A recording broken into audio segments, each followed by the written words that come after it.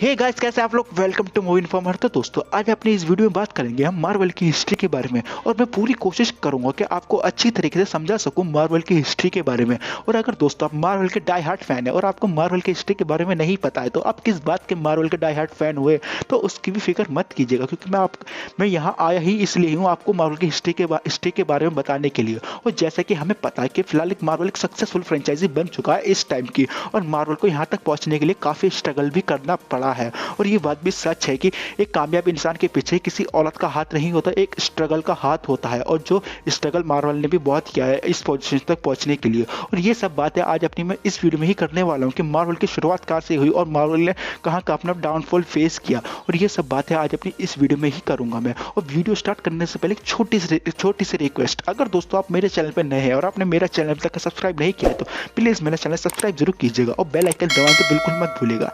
And like and share करने भी बिल्कुल मत भूलिएगा। तो चलिए वीडियो स्टार्ट करते हैं।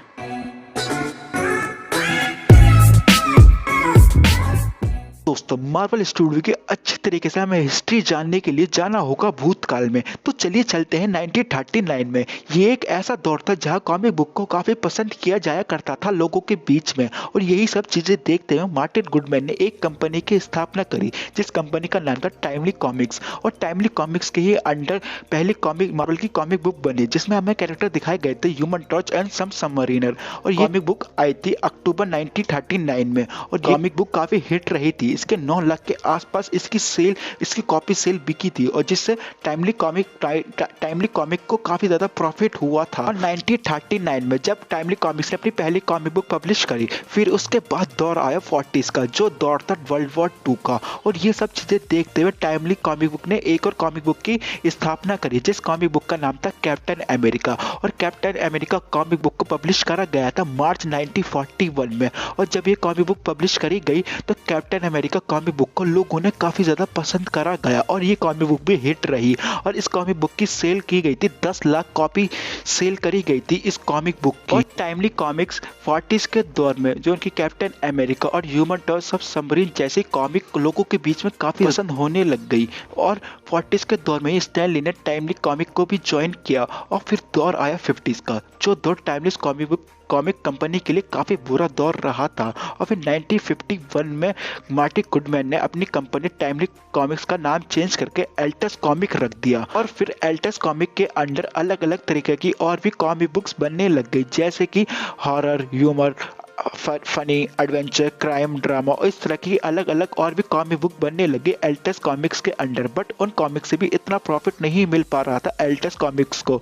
और फिर ये 50s का दौर काफी ज्यादा बुरा जा रहा था एल्टस कॉमिक्स के लिए। और फिर इसी दौरान एल्टस कॉमिक्स के स्टैन ली को एडिटर ऑफ चीफ भी बना दिया गया था एल्टस कॉमिक्स का। और फिर दूसरी तरफ जो डीसी कॉम्पिटिटर थी मार्वल की, डीसी ने भी अपने न्यू कैरेक्टर उतार दिए थे मार्केट में, जिससे वो काफी ज्यादा प्रॉफिट कमा रही थी डीसी कंपनी। और फिर इसी के राह पे चलते हुए एटलस कॉमिक के editor of chief Stan Lee ने मिलकर जैक किर्बी के साथ पहले team up super hero comic book बनाई, जिसका नाम था फैंटास्टिक फोर। और लोगों के बीच में काफी ज्यादा पसंद करी गई और काफी ज्यादा सक्सेस रही ये कॉमिक बुक। और फिर इसके बाद स्टैन ली ने जैक किर्बी के साथ मिलकर काफी अलग अलग और सुपर हीरो के ऊपर काम करा और अलग अलग सुपर हीरो भी बनाए, जिनकी आगे जाके अलग अलग कॉमिक बुक भी देखने को मिली, जैसे कि Hulk, iron man, captain America, black panther, captain Marvel, silver surfer, X Men, inhuman, Spiderman, अलग अलग तरीके के और भी सुपर हीरो, जिनकी आगे जाके और भी कॉमिक बुक आई और लोगों ने काफी ज्यादा पसंद करी। और आप इस चीज से अंदाजा लगा सकते हैं कि 1968 आते आते एटलस कॉमिक ने 48 मिलियन कॉपी सेल कर चुकी थी। और फिर आगे जाके एटलस कंपनी की डील होती है the perfect film and chemical corporation ने, जहां perfect film and chemical corporation ने खरीद लिया था एटलस कॉमिक को। और फिर एटलस कॉमिक का नाम रखा गया था मार्वल कॉमिक्स ग्रुप। और इसके बाद मार्वल कॉमिक ग्रुप्स की और भी अलग अलग डील हुई, बट उन सब डीलों से मार्वल कॉमिक ग्रुप पे इतना असर नहीं पड़ा था। और 70s और 80s का दौर मार्वल कॉमिक्स ग्रुप के लिए काफी अच्छा रहा, जिसमें मार्वल कॉमिक्स को काफी अच्छी सक्सेसफुल भी मिली। बट जब आया 90s का दौर, जी हाँ 90s का दौर से ही मार्वल कॉमिक्स के लिए काफी बुरा दौर रहा था। आप कह सकते हैं कि उसी दौर में मार्वल कॉमिक बुक का डाउनफॉल और मार्वल कॉमिक बुक ने स्ट्रगल करना स्टार्ट कर दिया था।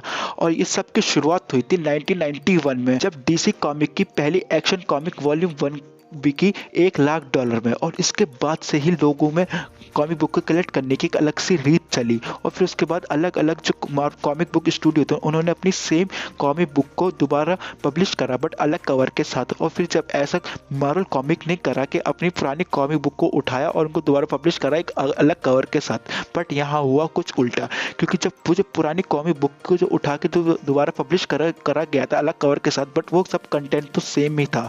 और इस कंटेंट को सेम होने की वजह से उन सब कॉमिक बुक की सेल हो गई कम और वो पूरी गिर के आ गई 70%।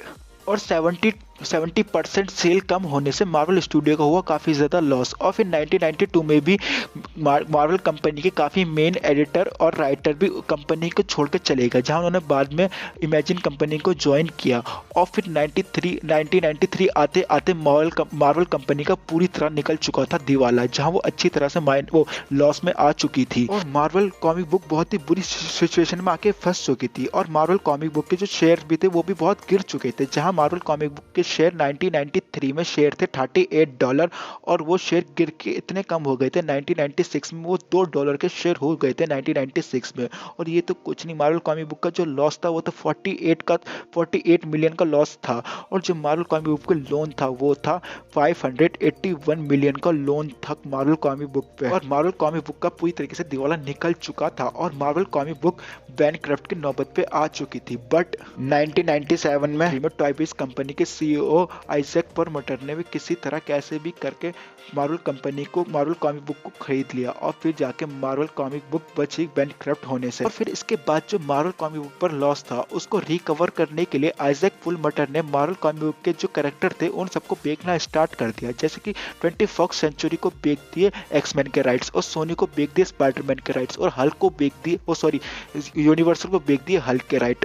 बट यहाँ एक पॉलिसी ये लगाई गई थी कि इन सब स्टूडियो को एक ड्यूरेशन ईयर दिया जाएगा। अगर उस ईयर के बीच में इन सब स्टूडियो ने उन कैरेक्टर के ऊपर मूवी नहीं बनाई तो वो सब कैरेक्टर वापस आ जाएंगे मार्वल कॉमिक बुक पे। और फिर 2003 में डेविड मसेल जो एक मिलियनर थे उन्होंने आइजैक परलमुटर और उनके पार्टनर को एक सलाह दी कि तुम अपने कैरेक्टर को किसी स्टूडियो को मत बेचो, ऐसा करो कि अपने उन कैरेक्टरों की एक मूवी बनाओ, एक अलग स्टूडियो खड़ा करो जिसका पूरा प्रॉफिट तुम्हें मिले। और फिर उसके बाद आइजैक परलमुटर और उनके पार्टनर ने डेविड मसेल की वो सलाह मानी और फिर एक अलग मूवी बनाने की सोची। बट एक यहाँ प्रॉब्लम ये थी कि उनके पास इतने पैसे नहीं थे कि वो एक अलग मूवी बना सकें। इतने पैसे ना होने की वजह से काफी कोशिश करने के बाद 2005 में एक कंपनी मैरिलिंस फाइनेंस कंपनी डील करती है मार्वल के साथ और डील में वो मार्वल को अमाउंट देती है 525 मिलियन का। और उस डील की ये शर्त रहती है अगर मार्वल अपना स्टूडियो खड़ा करने में नाकाम रहा तो मार्वल स्टूडियो अपने 10 कैरेक्टर उस फाइनेंस कंपनी को दे देगा। और ये काफी बड़ी डील थी और मार्वल ने ये सब डील को मानते हुए और उस डील को साइन करते हुए वो अमाउंट लेके और फिर अपनी पहली सुपर हीरो मूवी रिलीज करी जो आई थी 2008 में, जिसका नाम था आयरन मैन। और आयरन मैन बॉक्स ऑफिस पर एक ब्लॉकबस्टर मूवी साबित रही, जिसके बाद से मार्वल की काफी मुसीबत खत्म होना स्टार्ट हो गई। और उसके बाद अगस्त 2009 में वॉल्ट डिज्नी ने मार्वल कंपनी को खरीद लिया और फिर उसके बाद मार्वल की एक अलग ही सक्सेसफुल जर्नी स्टार्ट हुई, जिसके बाद मार्वल स्टूडियो ने एक अपना ही अलग सिनेमैटिक यूनिवर्स बनाया जिसमें हमें एक से एक मूवी देखने को मिली, जिस मूवी को फैंस ने काफी ज्यादा एंजॉय करा। और मार्वल स्टूडियो काफी बड़ी फ्रेंचाइजी बन चुका है और मार्वल स्टूडियो के अंडर हमें 23 मूवीज देखने को मिली है, जिनमें से हर मूवी एक ब्लॉकबस्टर मूवी है और कुछ मूवी ने तो 1 बिलियन के आंकड़े तक को भी पार किया है। तो दोस्तों ये थी मार्वल की हिस्ट्री। अगर दोस्तों आपको मार्वल की हिस्ट्री थोड़ी बहुत भी अच्छी लगी हो तो प्लीज मेरा चैनल सब्सक्राइब जरूर कीजिएगा और मुझे कमेंट करके ही बता सकते हैं कि आपको मार्वल की हिस्ट्री कैसी लगी। अगर मैंने कुछ मिस किया है तो आप मुझे वो भी कमेंट करके बता सकते हैं। और वीडियो खत्म करने से पहले दोस्तों एक छोटी सी रिक्वेस्ट और करना चाहूंगा, अगर दोस्तों आप मेरे चैनल पे नए हैं और मेरा चैनल अभी तक सब्सक्राइब नहीं किया तो प्लीज मेरा चैनल सब्सक्राइब जरूर कीजिएगा और बेल आइकन दबाना तो बिल्कुल मत भूलिएगा एंड लाइक एंड शेयर करना भी मत भूलिएगा। तो चलिए दोस्तों मिलते हैं अगली वीडियो में।